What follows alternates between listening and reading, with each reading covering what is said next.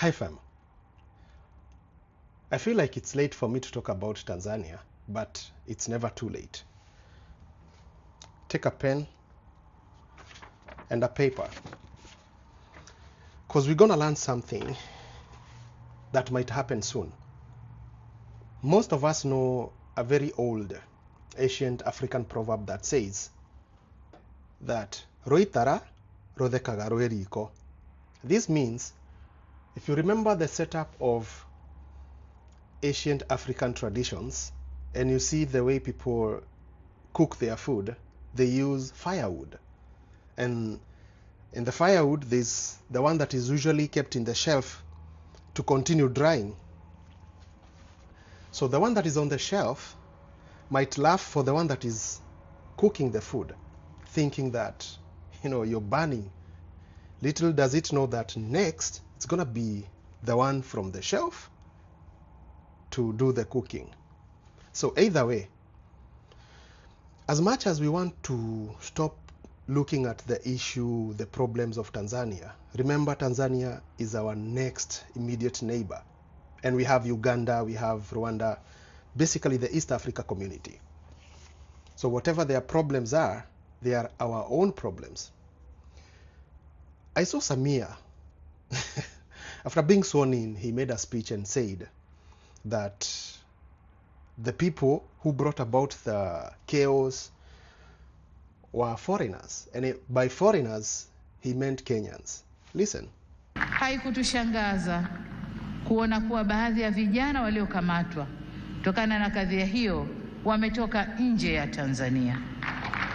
Vyombo vyetu vya ulinzi na usalama vinaendelea kufuatilia na kuchunguza kwa undani zaidi kilichotokea na kuirudisha nchi katika hali tuliyoizoea kwa haraka. That's why I said a pen and a paper. Tanzania, after holding their elections on 29th of October, and Samia Suluhu emerged the winner after contesting against herself. So hold up. I'm making the mistakes like they made the mistakes and put it under the shelf. She emerged a winner by 98%, where the government said that there was 87% turnout of the voters. Then this president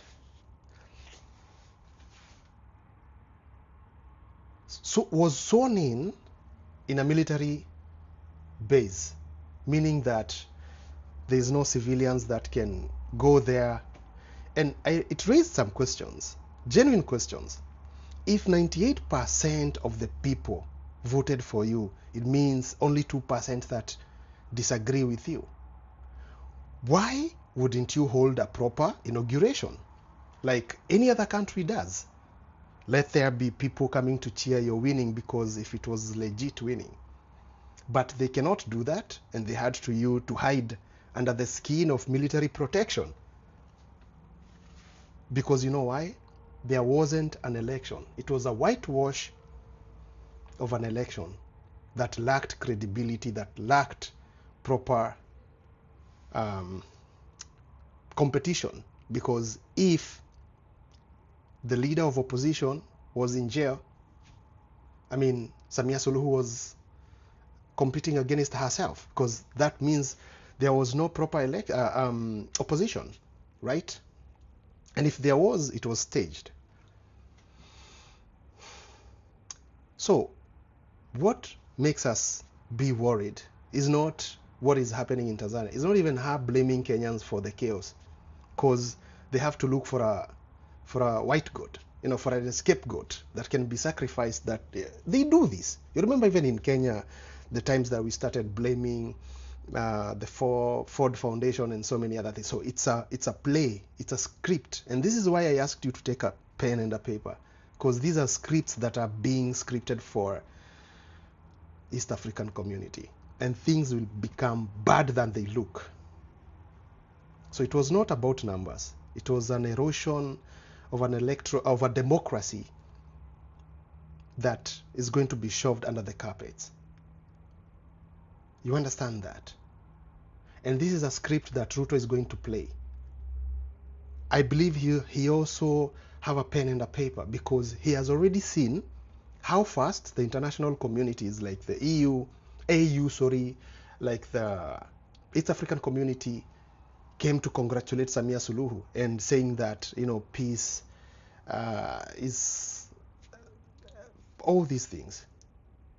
This is how they disguise peace under repression. You understand? So it's a script.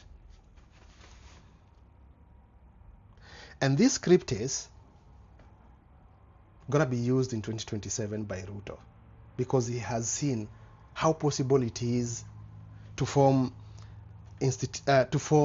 a government that is backed by institutions that are meant to protect the people without credibility.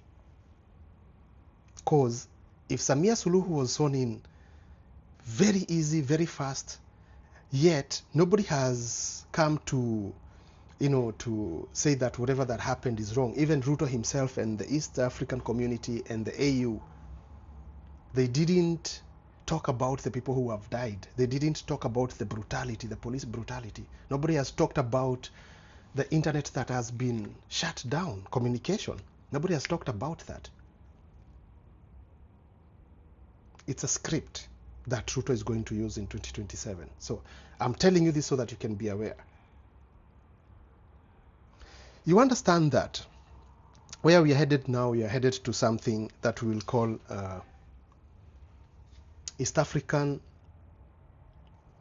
electoral autocracy. And these governments of East Africa, they are creating a system of authoritarian, with us watching and saying a lot of nothing.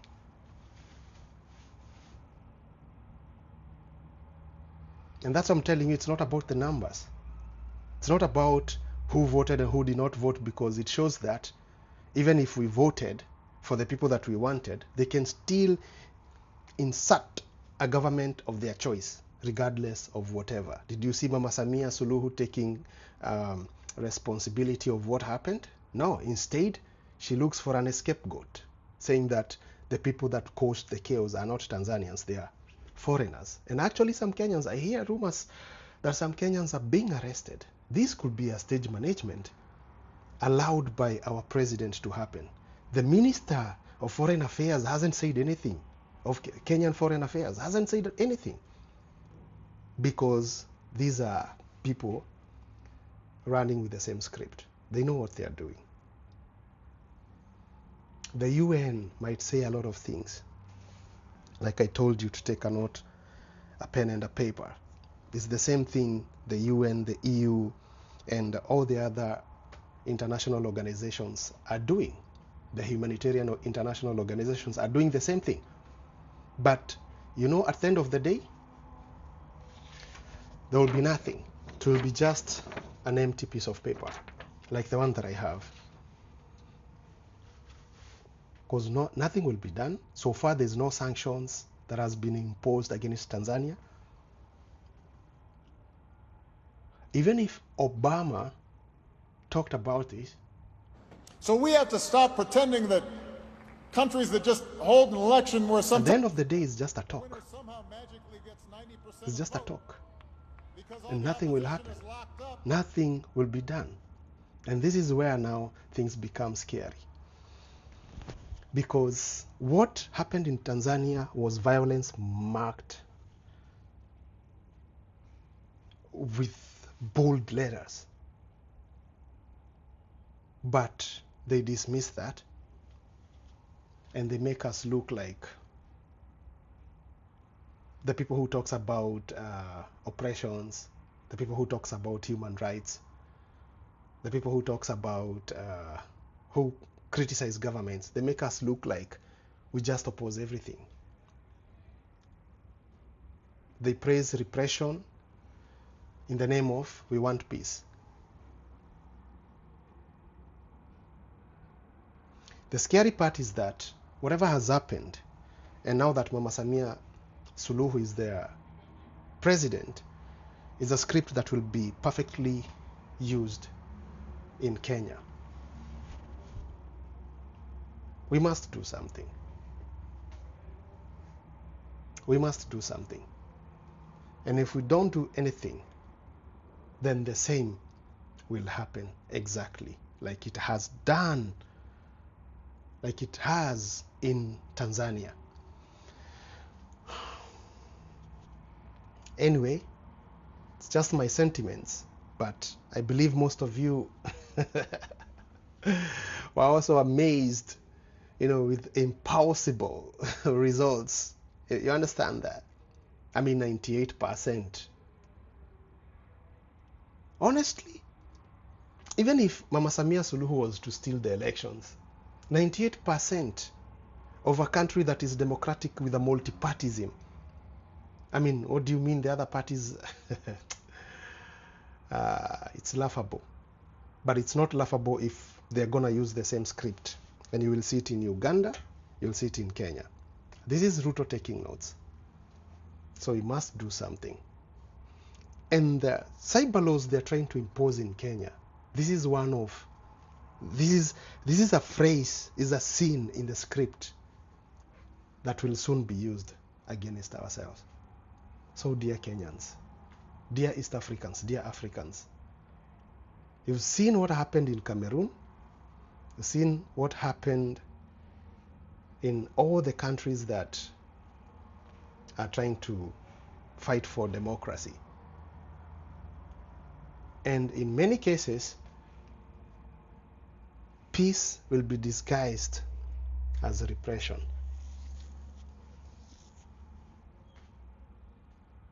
Or rather the other way around. Repression being disguised as peace. So that they say we want peace, we do not want chaos. And we just move on and we say we are democratic republics. But in any case, that's dictatorship in the worst form. So it's either we stand up or we choose to live forever in our knees. So the choice is for us to make.